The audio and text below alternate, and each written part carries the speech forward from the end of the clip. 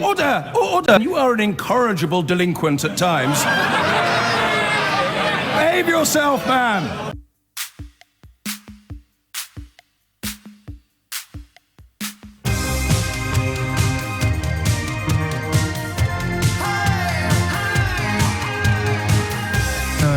Not for the first time, knit together two stories today. The conversation we've been having in the first hour about the prison service, it seems to me, feeds very, very neatly into the conversation we need to have now about various other public services currently on strike. They're not even public services, are they, in the purest sense of the word, although they are, to employ a dreadful modern phrase, they're public-facing.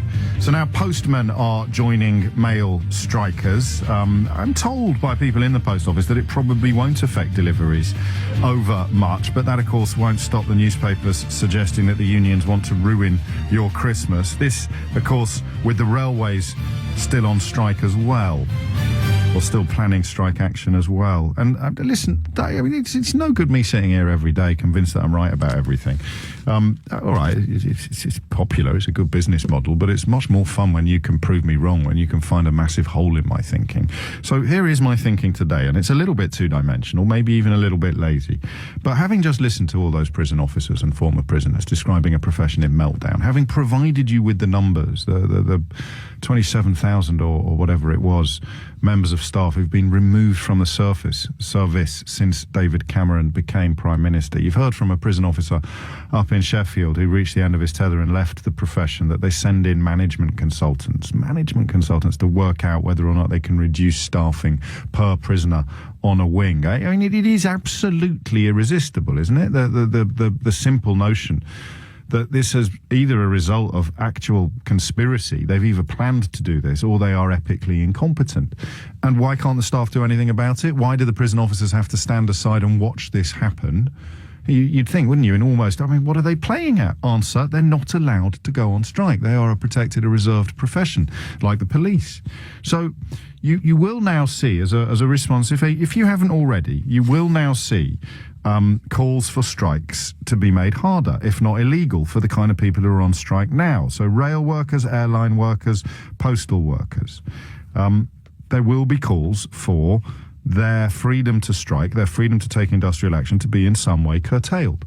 Now, again, like the little boy at the back of the crowd who is absolutely convinced that the emperor has got no clothes on, but all the grown-ups around him are going on about what a beautiful suit of clothes it is. How can you not see that what happens to a profession that is not allowed to strike is what has happened and is happening to the prison service? You've got millions of workers on zero-hour contracts who desperately need to be protected by unions. They desperately need it. People filmed by Channel 4 News over the weekend working at JD Sports who are, I mean, describing circumstances that are, I promise you, I know this all sounds a little bit extreme, but remember when suggestions that we were moving in a fascist direction sounded extreme, and then it happened? And suddenly it's not so extreme anymore. This is Victorian. They used to talk about mill owners and master sweeps as a figure of speech. Describe some bosses as modern-day mill owners and master sweeps. This isn't me being political. This is me being factual, okay? There are people running around these warehouses because if they stop running, they won't be able to meet their targets. People needing permission to go to the lavatory. People giving birth in the toilet because they're so frightened that if they take time off, they might not get the same number of shifts next week. Juliana's husband working in a prison on £10 an hour, having to do overtime that not only puts him at risk, but quite possibly prisoners as well. That's the wrong way round. That not only puts prisoners at risk, but quite possibly him as well. This is what happens when you can't defend yourself. And do you know what the post office strike is about? It was astonishing, actually, to hear it on the news. They're concerned about pay, pensions and job security. I just thought, wow. Right, how many people listening to this now consider pensions and job security to be things that aren't for the likes of them? I know you sometimes think I exaggerate, but often I'm actually talking about you, while you think I'm exaggerating or indulging in some sort of lazy left gesturing. Pensions and job security, just those two things, right? They are not a lot to ask. They're really not. Not in a country where the people in control of capital, the people running these businesses, are enjoying rewards on a scale never seen before in the history of humanity. So people like, what's his chops? Philip Green buying himself another yacht, his second, third yacht. £500 million taken out of BHS. £500 million hole in the pension fund. And then people go on strike to protect their pensions and their job security, and they get attacked by the newspapers. So the newspapers go after Philip Green when his behaviour becomes so egregious that they cannot look the other way.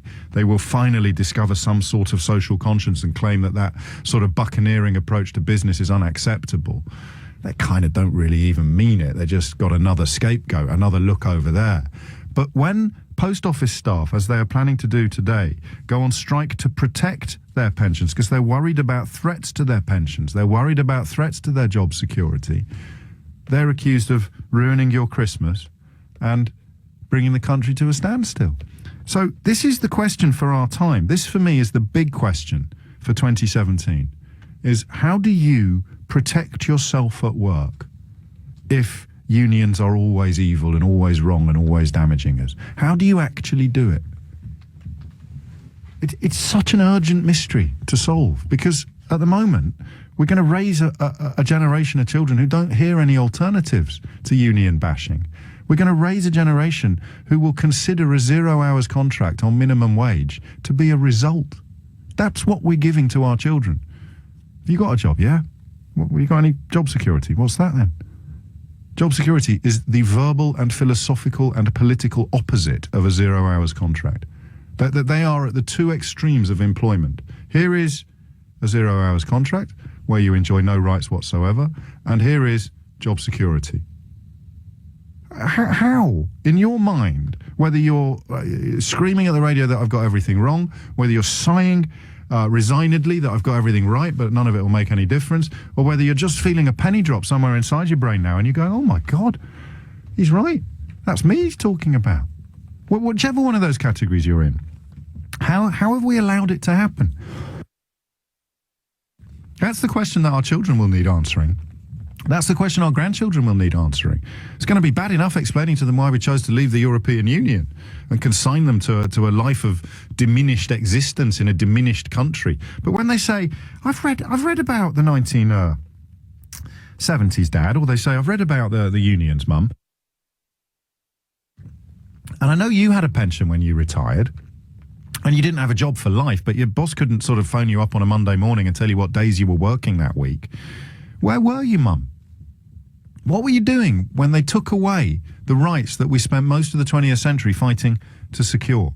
Or blow it up and tell me why I'm wrong. So tell me why looking at what is happening to prison officers now is not proof positive of what happens when trade unions have their teeth removed. 0345 6060 973. But the question you really need to answer is this, and I don't mind what profession you're in. In fact, perhaps the more middle class, the more powerful your contribution will be, because that will be unexpected. If you're getting shafted by your boss, what can you do about it? I'm going to keep asking this question until I either receive an answer that is an alternative to unionising, or I finally get some sort of movement and momentum going on the idea that I don't have any power at all, and I am a human being. I am British. I deserve power. My forefathers, my forebears marched and fought and protested and to get me rights. What does O'Brien care? What does he know? He's all right in his ivory tower. Exactly. Where do you think social change starts? You need allies who are winning under a system if you want to rebuild a system to help people who are losing. It's incredible to reflect that on the same day, all of these stories are about the same thing, and no one will knit it together. Postmen join mail strikers. Presents will go undelivered as pressure grows on May to end industrial chaos. Pressure grows on May to end industrial chaos. Pressure doesn't grow on employers to provide assurances that their pensions won't go the way of British Home Stores staff and that their job security isn't some pie-in-the-sky pipe dream that will never be realised. Pressure isn't growing on employers to actually listen to the workers about what will endanger them at work, in prisons or on trains. Pressure isn't growing on May to actually listen to the so-called just about managings that the vicar's daughter claims to care so much about. No. no. According to the Daily Telegraph, owned by the same men that own the Ritz, pressure is growing on May to end industrial chaos. And how many of you now are nodding along thinking that you're on the side of the anti-unions? You're on the side of the owners when you haven't got a pot to pee in. But somehow you've been persuaded that you're on the side of the winners because you don't want to be a loser. You don't want to be a loser in a union sticking up for work. No, I'm a winner. I'm a winner. And I'm going to keep telling myself I'm a winner all the way to the knacker's yard with no rights and no pension and no job security. Because what are those people over there who stand up and demand pensions and demand job security and, God forbid, even demand an occasional pay rise? What are they? Losers, lefties, Marxists, trots. What's an answer to their problem? Ban them from striking. And then the postal service will end up like the prison service, and the police service will end up like the prison service, and the rail service will end up like the prison service, where you and me are both unsafe, and the people running it are demoralised to the point of extinction. And who wins? Well, you know who wins. You don't even need me to tell you who wins. Who wins? The outfit that raised in to a demoralised service, buys it up at a knockdown price because they can only make a profit if you've got 2 staff per 120 prisoners on a ring, and it doesn't matter whether or not there's going to be riots or whether or not there's going to be deaths, whether there's going to be murderers, because the dividends for the shareholders are flowing freely down the line. Trains, prisons, within, a couple of years, hospitals, before the next election, more and more of the health service that's already been quietly privatised. You cannot flog it off to the private sector if it is run for the benefit of human beings. You cannot flog it off to the private sector if a hospital is run for the benefit of patients. You can't flog a prison to the private sector if it is run for the rehabilitation of prisoners. You cannot flog anything to the private sector if it is run for the benefit of the customers. It only works in the private sector if it's run for the benefit of the shareholders. And I sit here some mornings, and I love the fact that there aren't many people doing what I do in the media, because it means I get far more attention than I deserve. But my God, it should not be this way round, should it? It should be the other way round. The people spitting bile and scapegoating and lying to you about your own future, they should be the quiet voice in the corner, while the majority voice is the one that says, yeah, actually, if these postal workers don't go on strike to protect their pensions, what's to say they won't end up like a British Home Stores worker, unemployed and robbed? It's winner-loser, isn't it? We somehow, I guess since Murdoch bought the Sun and Thatcher got into Downing Street, they've managed to persuade the working people of Britain that strikers and unions are losers who need looking after. I'm a big, strong person. I don't need looking after, which is how you've ended up on a 0-hour contract on minimum wage with no job security, no pension and no future. Dominic knows what I'm talking about. He says, funnily enough, James, I used to suffer from that malady you described, where I would not join a union because I knew I was a winner. That changed long ago. I know my place now, and I know I'm Ronnie Corbett, as are most of your listeners. James says, another texter who asks for anonymity, you are describing the state of the whole civil service right now. We're waiting for KPMG, PricewaterhouseCoopers, or some other tax-avoiding advocate to take on the running of Her Majesty's Revenue and Customs. We already use them to help with revising tax law. It's why the tax system is in such a mess. They build in loopholes that they market at a later date, and us poor plebs on the shop floor are given the impossible task of fighting those that came up with the law, while getting paid a pittance, of course, compared to the people who are punting the tax-avoiding schemes in the companies that you describe, who I'm sure would question your analysis and are welcome to do so. And so it goes on. It's quite incredible. James, I've got news for you. The police service is already where you describe. It's already where the prison service is at. We've got 20,000 fewer cops than in 2010. I'm leaving next spring after 30 years in the job, and I pity those who are remaining. Merry Christmas from Bob in Guildford. And then another one. My Christmas has already been ruined, James, because my daughter can't come home. She's a student and part-time this year, works for one of these employers, which you name, and again, they're not here to defend themselves, so I can't name them explicitly.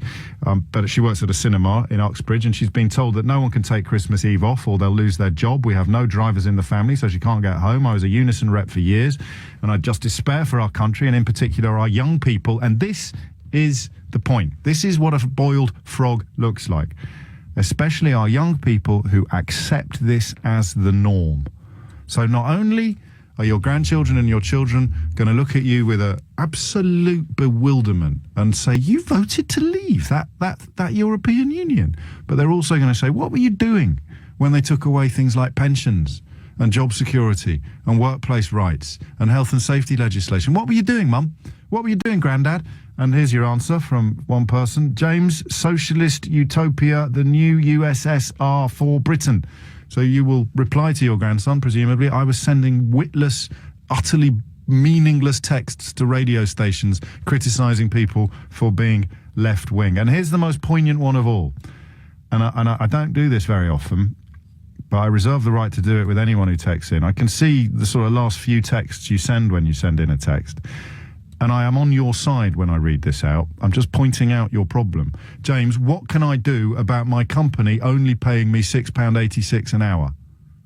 And then I look at your last three texts, and they're all about Muslims, mate. James, let's ban the burqa in England, because if I want to walk into my bank with my crash helmet on, I can't. And then Marine A, and all of these things that the press are using to distract you from the fact that you're getting paid £6.86 an hour. So my first answer to your question is find out what union you could join. My second question is stop obsessing about Muslims. And then you wouldn't be on £6.86 an hour. You'd be getting cross about your own wage instead of getting cross about some person you've never met and never will. Ryan's in Portsmouth. Ryan, help me out here. You got some good news. You're here to calm me down. You're here to bring some Christmas cheer to proceedings, I can tell. Well, I'm going to do my very best to do that for you. I don't know how cheerful it is, but I'm a teacher, college teacher, and obviously I'm not trying to compare what happens in the classrooms or what happens in a prison. But I feel it's interesting. I was unemployed for a year and a half and working in retail on a 0-hour contract after training to be a teacher. And the Christmas cheer part of it was I finally managed to land a fantastic job in a very kind of liberal and forward-thinking college department. Yeah. So it was very exciting and lots of potential to develop as a practitioner and things like that. But then just listening to people talking about supporting from the unions and contracts and 0-hour contracts, and the thing that struck me was the fact that even if you have the ability to opt into a pension, I haven't been able to afford to pay my pension contributions. I've been a teacher for 6 years and I've only just been able to afford to join a union because it was the prices were expensive, and I was on minimal contracts all the way through my teaching career, and you sort of go to university and you're sold the dream of, once you qualify to be a teacher, there's always going to be work for you, there's always going to be there for you. And it's taken me the best part of 6.5 years to try and find a substantial teaching role. So even a professional job, middle class, white collar, call it what you will, you've effectively been denuded of all your rights as well, and that's because you're at college level. At school level, although they've seen appalling cuts and sapping of morale, they at least still retain the right to take meaningful industrial action. Absolutely, and FE, further education, where I work, things just keep getting cut and you almost, once you saturate a market, eventually things start to come apart, and I feel like they're cramming more students into the classrooms because they're making money out of it. It's the same as the prisons. Absolutely, bums on seats. The more kids you've got in through the door, the college that I work at, which obviously I would rather not name at this stage, they have increased their capacity by 400 students in September 2016 without increasing staffing, without increasing classrooms. And we're just kind of forced to teach as many as they throw at us. Do you know what we are, you and me? What's that? Well, many things, Ryan, obviously. But in the context of this conversation, we're blind. Because I spent years, I remember, I don't know what you have in your past as your sort of milestones of trying to understand how that world works, but I remember I was on Channel 5 doing daytime television, so no one saw it except my mum, but I remember when there was a terrible rail crash and the bloke that was running Rail Track, or one of the rail companies involved, moved across to run Woolworths. And I just remember thinking, because that was the first job I got where I talked about the news rather than actually wrote it, where you actually sort of discussed it and analysed it. And I remember thinking, how can you move from one job to another when your last job has gone so badly? And I don't want to pick on him particularly, but you and I presume that a prison governor is brought in to run a prison really, really well. That a college head, what are they called? The people that run colleges, deans, is it? Anyway, whatever. The person brought into the one that's doing the business rather than doing the teaching. We presume he's there to represent the interests of students and staff, right? We presume that someone who's brought in to run Tesco's is there to look after the customers and provide the best service possible. We presume that somebody who's brought into, who was I talking to the other day? And it was a bloke brought in to run a newspaper group, actually, who'd had a terrible record somewhere else. But when you looked at that record, he might have left carnage in his wake, but it was carnage that delivered massive payouts to shareholders and massive dividends to investors. So the people running colleges aren't looking at staffing levels, they're looking at profitability. The people running prisons, if they're already privatised, accounting the money, if they're not already privatised, they're pretty much under orders from the government to create something sellable. And what is sellable is usually not what is best for the consumer, the customer, the prisoner, the teacher, or the student. And when I put it like that, it's bloody obvious, isn't it? And yet we spend our whole lives presuming. I always say, and I'm going to upset some of my friends here now, but I always say there's a line which you cross to become management. And something happens if you want to live on the other side of that line. You're putting all the things on your list that the rest of us don't realise are your prime. We presume, if you want to run a newspaper outfit, journalism is what's most important to you. Journalism and staff morale, but it's not, is it? It's all about profit. It's all about profit, whether you're a teacher, a college lecturer like you, or a journalist like me. But I think at the time when something as cornerstone as education and health service and and the prison service, things that this country fundamentally needs to be able to exist, it becomes monopolised, then that is something that really is the whole picture right there. The fact that all these decisions are made for these critical parts of our existence in this country, and the people on the front line, the prison guards, the teachers, the people who are popping your post through their door, are not being consulted on the changes that are being made. And I've listened to your show for weeks and weeks and weeks, and it seems like all of the issues that are being spoken about around this is very, very simple. And like you say, I think a lot of people don't realise the severity of. And even when they do realise it, it's turned into a reason to vote for Donald Trump, or a reason to vote for to leave the European Union. Oh, look, things are really, really rubbish. I'm getting a right old shafting at work, and so I'm going to vote to make things worse. But that's because people, I think, are incessantly pushed towards, well, this is the easier of all the options. Instead of actually looking at it, deconstructing the issue, trying to figure out actually the fundamental basics of the problem.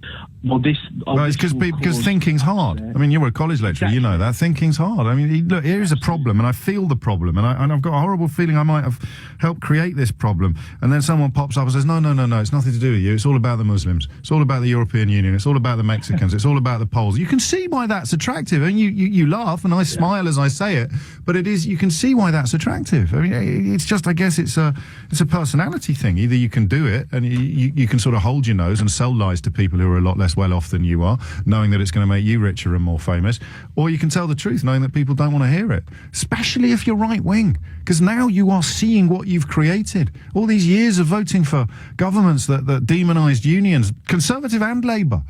All these years of thinking that you were on the side of the winners. Well, look, what's your prize? 0-hour contract on minimum wage with no pension and no job security. And if you're lucky enough not to have fallen into that trap, you tolerated it, so your children will be next. Come and sit on my knee. Actually, let me rephrase that. It sounds a bit inappropriate. I'm being granddaddy, right? I'm not being a perv.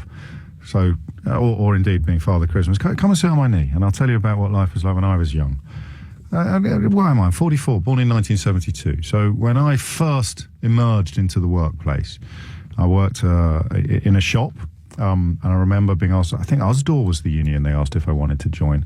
And I didn't, because I was moving on. It wasn't supposed to be my permanent job. And then into journalism.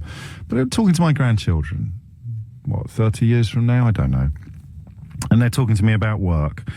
And they say something like, "Oh, I'm really worried, Grandad. I'm really poorly. I've got a terrible cough," or excuse me, "I've got a terrible cold," or "I'm really poorly." Actually, I really am. That's not acting. I'm just going to clear my throat. Give me a moment. But I'm really worried, Grandad, because if I don't go to work, they won't pay me. And my initial reaction would be, oh, well, that's what it was like for me, son, when I was at work. But of course, I'm self-employed mostly through choice. If I don't go to work, they won't pay me, Grandad. And then I say, oh, well, in my day, we had these things called unions. We had protections, and you got a pension. What am I going to live on when I finish work? You're going to live on what the state gives you. And they keep moving the goalposts on that. And then they say to us, why did you let this happen? What are we going to say? I've got a terrible cough. Brian in Ross-on-Wye, I hope you're going to entertain the country, because I need to have a proper cough. Good morning. Right. Away, I want Brian. to take you back to... Give us all your best material. I might have to go to Boots. This is a knee-jerk phone call, so I'm not prepared. I'll do what I can. Yes, thank you. Going back 20 years, the privatisation came in with the prison service. Well, with the prisoner escort service for the courts, and took it off the HMP. We did our training. We went to our job. For the first 2 weeks, we were working, looking over the shoulders of the HMP. Now... So you were working for Securicor, were you, or G4S or something like that? A firm like that, yeah. Yeah. One of those private firms. Okay. I could say... Do you want me to say who? No, you don't have to at all. You go. I mean, it's doesn't matter. I don't work for them anymore. Fine. Anyway, the number of prison officers was about 3 times as many as the officers that we were made up of, who were taking over from them at Birmingham Crown Courts. They have really brought on the situation that their follow-on colleagues have got to put up with now. The situation was that they would be sitting around playing cards while guys were doing the job in court, looking after themselves, because there were so many extras. Some would go out shopping, then the bloke would come down from court, and when he'd come back, and he'd go up and be in court, and another bloke would go shopping.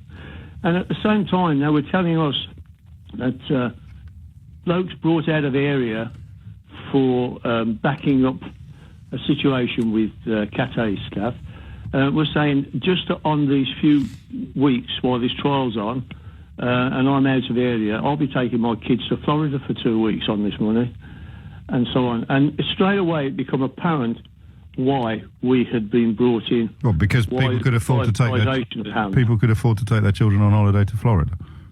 No, I'm saying that the prison officers were coming out of the area for a particular job, and the money they were getting just for being out of the area was incredible.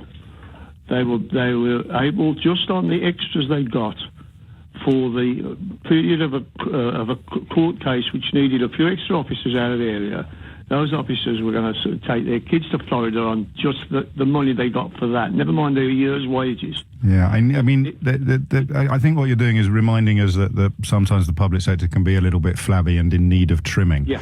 But when you start employing anecdotes about... Who's brought this situation on? It's not just the government, but it's also the predecessors of the poor buggers who work now.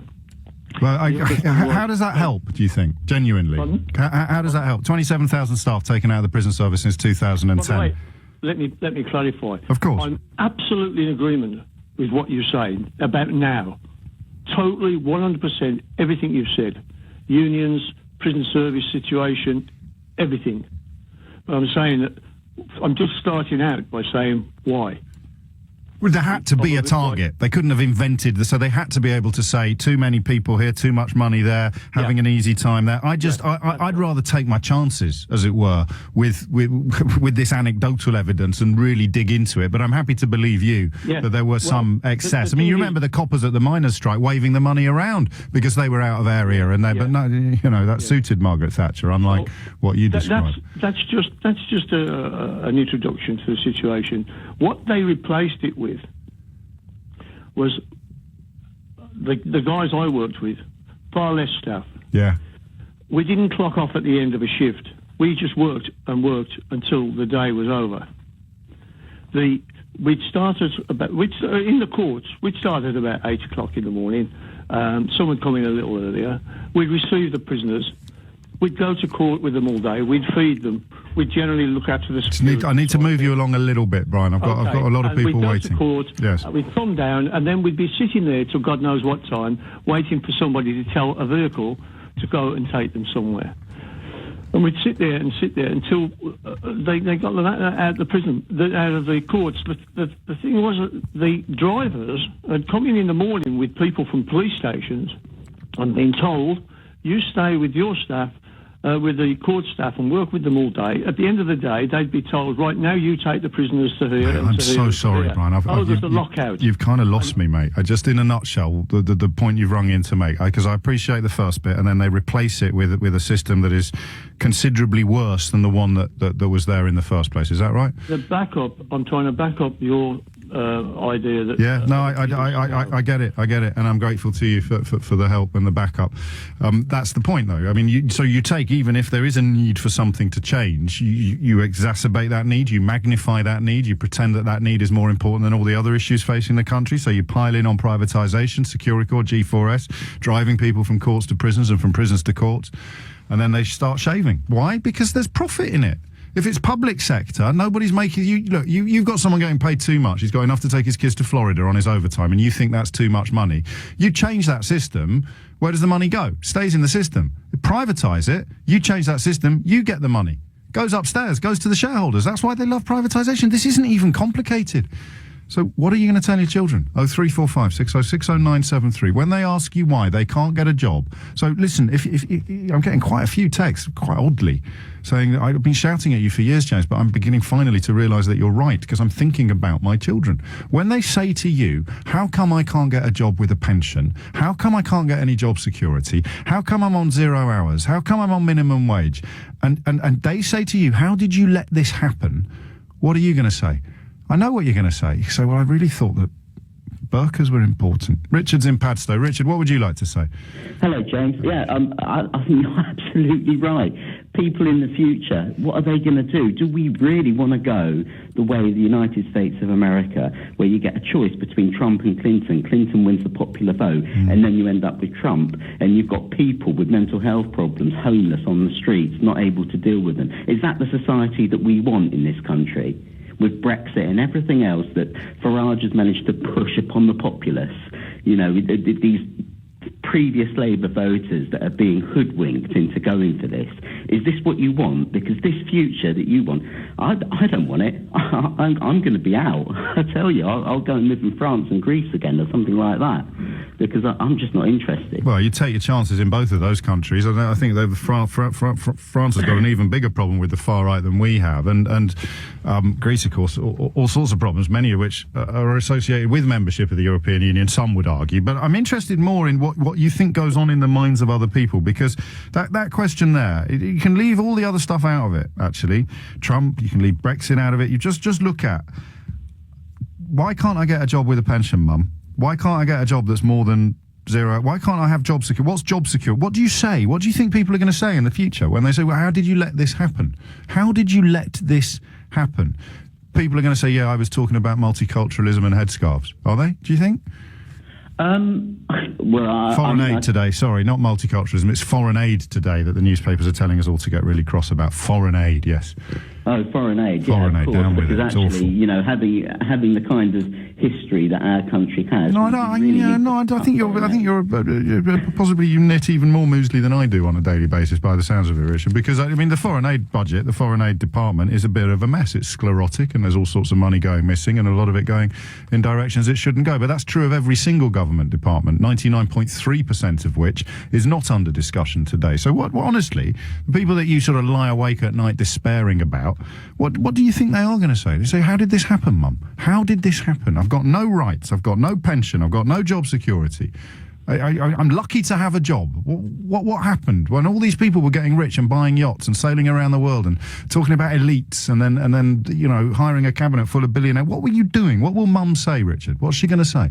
Well, I think the truth is that people actually think about their immediate circumstances. They don't think a long way into the future.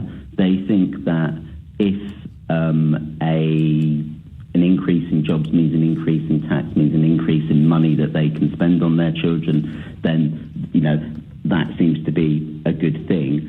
But, probably the people who aren't able to get to the south coast, to Brighton and to work into London and everything, they're just thinking about now. But actually what they need to be thinking is exactly the way you're thinking, that if my child ends up in a job where they're completely exploited and we don't have a functioning society and we don't have proper sick pay, we don't have proper pensions, we don't have proper unionised work and workers' rights, that's not going to be a good society for them to live in. So actually, I guess it is. We need a bit of pain now for the future.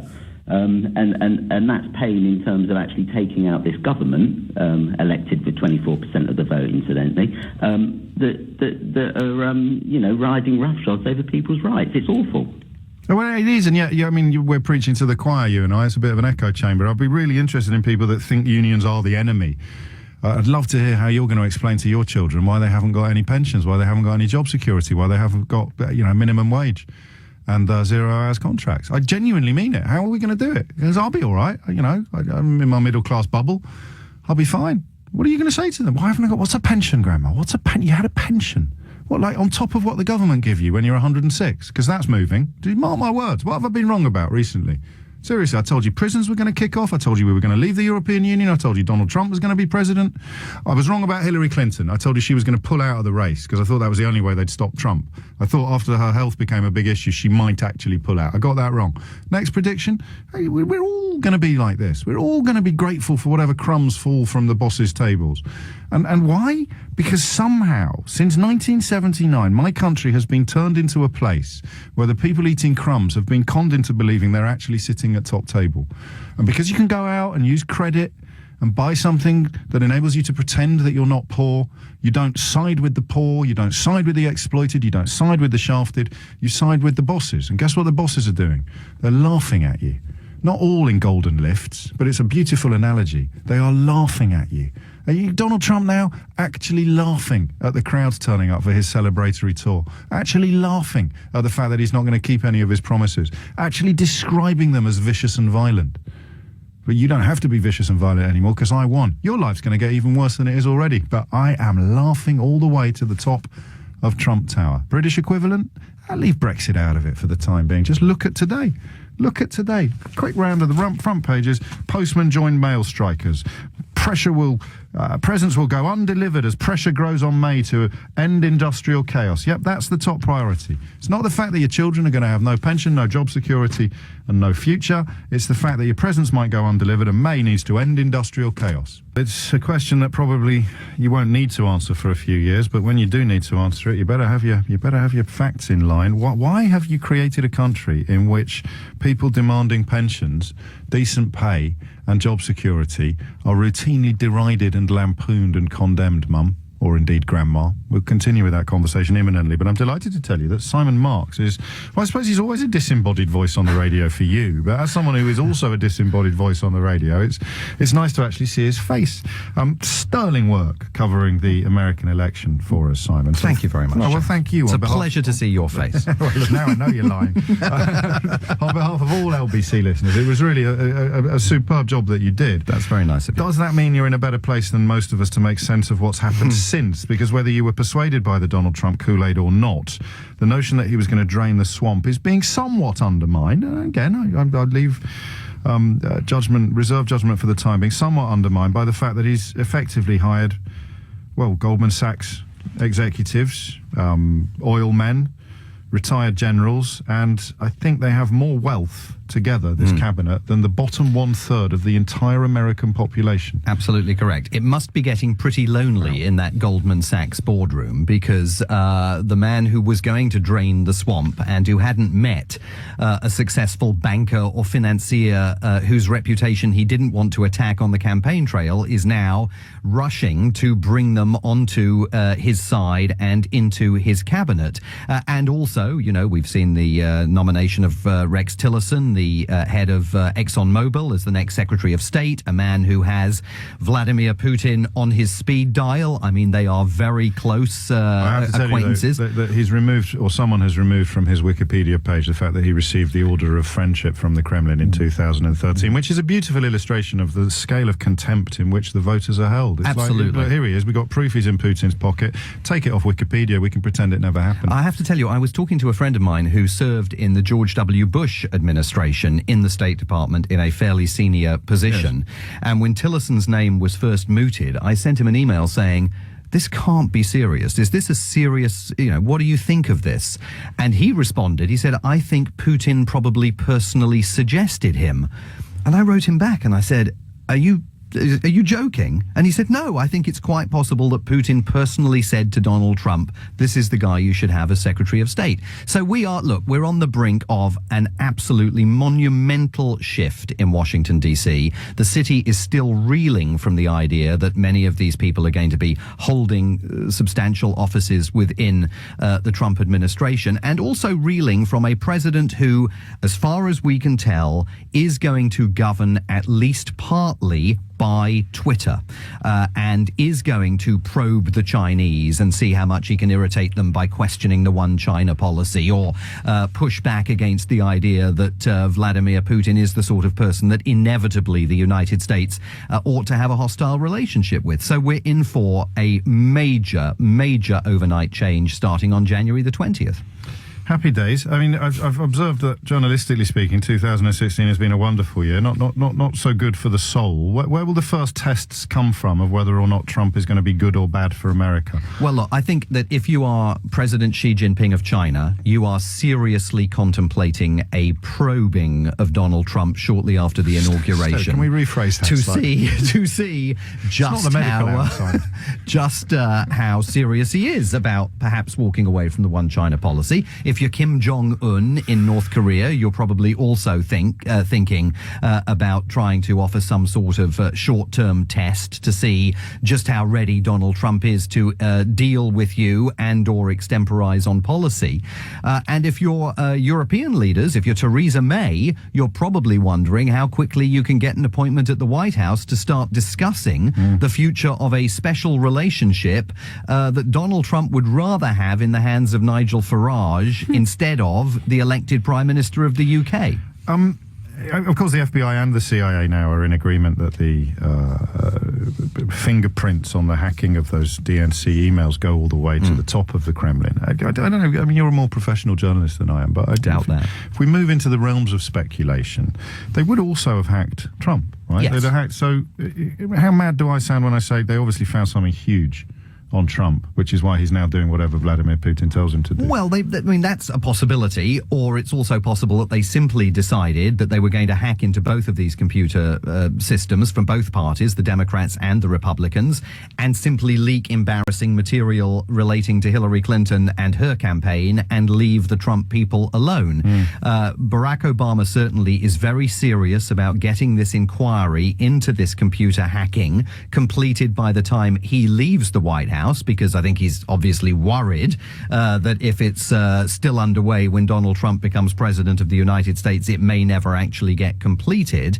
Did they find something big about Donald Trump? They might have done, or they might not have done. Donald Trump's rhetoric on Vladimir Putin was already of substantial interest to the Kremlin, because he's a man who consistently says, well, how bad would it be if we could get along with Vladimir Putin? And he doesn't address the campaign against democracy that Vladimir Putin has clearly orchestrated in the Kremlin over the last several years. And beyond as well, of course. The notion of instability in Europe is perfect for him, because it allows him to describe his own position to his own people as being anything other than the kleptocracy it is. You've been in Washington for almost a quarter of a century. Can you explain to me how, in the blink of an eye, the Kremlin went from being, for rank and file Republican voters, in the blink of an eye went from being public enemy number one to being the president's sponsor. It is stunning. I mean, there are people that have been saying that Ronald Reagan would be turning in his grave if he knew what a Republican president-elect was saying about Russia. And let's be clear, James, he's at odds with his own vice president-elect. Mike Pence has been much tougher on Russia, especially over its role in Syria and more generally in terms of its record on democracy, than Donald Trump has been. And one of the big questions that will be answered over the next few weeks is how much daylight is there going to be between Donald Trump and Mike Pence over that? Tillerson, the Secretary of State nominee, is someone who is close to Vladimir Putin. What will he do if Vladimir Putin decides in the next year or so that he's going to test something up in the Baltic states, maybe move in militarily into Latvia to defend Russian interests there, in inverted commas? They're already on red alert in the Baltic states. That's going to be a huge They fear test. it genuinely. Yeah. They fear it genuinely. But again, it's you know... And there's a ready-made excuse for the Russians to do it. You know, I lived in Moscow before I lived in Washington, D.C. And, you go to Estonia and Latvia and Lithuania, and there are substantial Russian minority populations there that Vladimir Putin would say he was going in to protect, just as they did in Ukraine. So there's a real possibility of a substantial test there, and that, of course, brings NATO to the fore and starts raising questions not just about how the US government would react, but how European governments would react. And, of course, European governments undermined by both Brexit and Donald Trump's rhetoric on NATO. These are, I mean, I hesitate to ask you this question, but you're closer to the action than we are. Are people in DC scared? Are they actually frightened yet? The days after the election, DC, and remember it's a liberal enclave of government workers who have spent the last 8 years working for Barack Obama and assuming they would spend the next 4 working for Hillary Clinton, was in shell shock. I hadn't seen anything like it on the streets of Washington since the day after September the 11th, 2001. People weren't talking to one another. They didn't know what to say. I went to my kids' soccer game on the Saturday after the election. The coach is a senior figure at the Department of Health and Human Services. His wife on the sidelines in tears throughout the game because they knew it was over. They were going to have to find a new job. They were going to have to think about possibly leaving the city. Now we're moving to a period of normalization where people are beginning to come to terms with it. There's no turning back here.